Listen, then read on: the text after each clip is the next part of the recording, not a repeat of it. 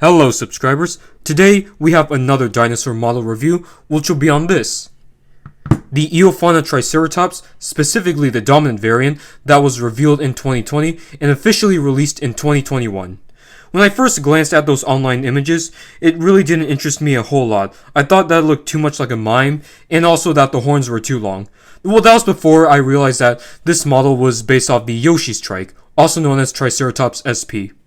Months later, I decided to give this Triceratops a chance, and I am super glad that I did. Before we go over the figure itself, let's take a look at the information tag and the collector's card. The tag shows a shadow of the dinosaur, and it says down here, Triceratops SP 135 scale. I like having my dinosaur models in that scale range. On the inside, you got some facts. It says here, Triceratops SP was 3 meters tall at the hips and weighed 9.5 tons, which is a very large animal. Here it says stuff about Eofauna and then some hazards. The collector's card is amazing as always. You got a wonderful artwork of the two ceratopsians, 4 out of 5 shurikens, and all the stats down here. Right on the right, most of the stats seem to be on the higher end with the exception of intelligence. The detailing is pretty consistent to what we know of Triceratops, such as having these smaller scales on top of these larger scales. I felt like some parts of the detailing didn't look right, especially on the head. Then I realized that some parts were too smudged.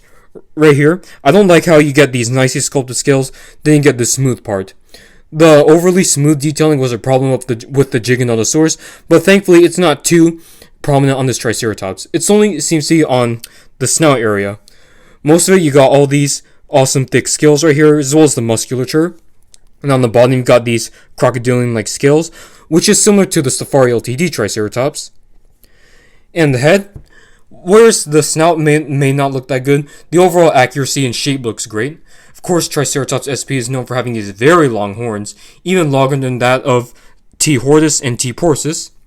Another interesting thing is that there is no skin right here. Most Triceratops reconstructions show that there's usually like skin that goes just behind the beak, which is similar to that of cheeks. So I'm not 100% sure if Triceratops had like those cheeks or if it didn't. If it did not, then this beak looks like it could deliver a nasty bite to any attackers. Eofauna released 2 color variants of this model, which is the dominant and cryptic versions. I didn't pick up the cryptic figure, as the colors look odd for a wild animal. Also, I don't think brown and blue look good together. They don't contrast as well as, say, white or black. This dominant trike is mainly brown with a dark blue-gray underbelly. This dark blue-gray transitions to black on the face, where there is beige near the mouth area and the horns, and scarlet on the frills. The black and beige coloring on the face is the reason why I thought this Triceratops looked like a mime from those online images. Another great thing about this figure is that it's sculpted in this pose, so it looks like it's locking horns with the cryptic version, which is a very smart move from Eofauna. Now it's time for some comparisons. Let's bring out the Eofauna Giganotosaurus, which is also in a 135 scale, and seeing Eofauna making a large theropod and a large ceratopsian makes me hope that they'll make a scaly T-Rex, hopefully one that'll look very good with the Triceratops.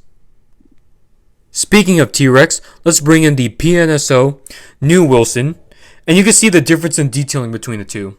This Triceratops still looks great, but you can see the better detailing on this guy, combined with the glossy finish, helps Wilson pop out more. Though that isn't saying that these two will be great for outdoor photos. Here is a Triceratops family. On the left, you got the underrated Mojo 2019 trike, then you got Safari's version, Eofauna, and Beast of the Mesozoic. I have to say, the Eofauna one is my new favorite Triceratops figure. This one is a very close second, and before these two came along, this guy was my favorite. Last but not least, here is the Eofauna Dominant Triceratops next to the Collectae Mini Xiphactinus. And of course, in reality, Xiphactinus is dwarfed by Triceratops, as most Xiphactinus were around 16 to 20 feet in length and weighed 1,000 to 1,500 pounds.